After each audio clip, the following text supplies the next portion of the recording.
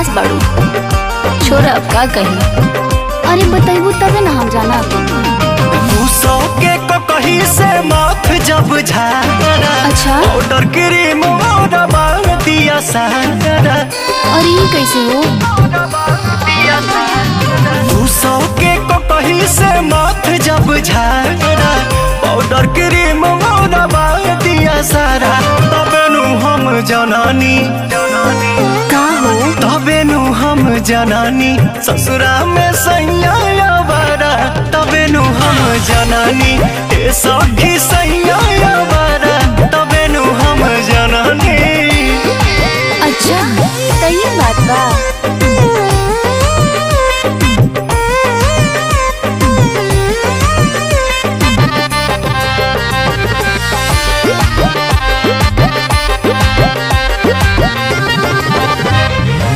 नैहर से मिलन सामान सब सिंगार के, इह स्वभाव सेंट मार के। फेरा में न रहे रोटी रोजगार के, घर ही घूमे लूंगी झार के।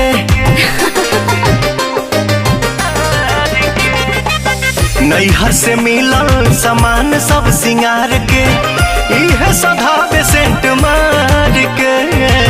फेरा में न रहे रोटी रोजगार के, घर ही घूमे लूंगी झार के। आज ले न किन के दिया कहियो डाड़ा, लगत कि यही जाना हो गुजारा। तबे नु हम जननी, तबे नु हम जननी ए सखी सैया बारा। तबे नु हम जननी ससुरा में सैया बारा। तबे नु हम जननी। अरे तार मरद तो बड़ा मिजाजी बड़न हो। चुप रहा, तू का जानबो? अरे सत्यवा, हां भाई बोल। ते पढ़बे की ना? ना हम अपना पप्पा लेखा बारी हारो।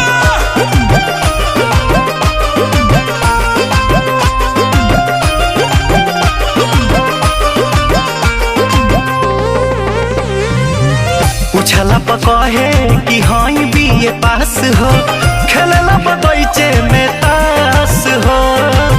अपने मरद पे न बाट विश्वास हो, सब धन करता नास हो। तो सुधार दा कैसे पहले रहा। पूछला पकहे हाई बीए पास हो, खेलला बगीचे में तास हो। अपने मरद पे न बाट विश्वास हो, सब धन करता नास हो। अरुण बिहारी पवन मन बिगाड़ा, रानू दीपक संगे घूमे यारा। तबे नु हम जनानी, ओहो सब संगत के दोस्त बा। तबे नु हम जनानी ससुरा में सैया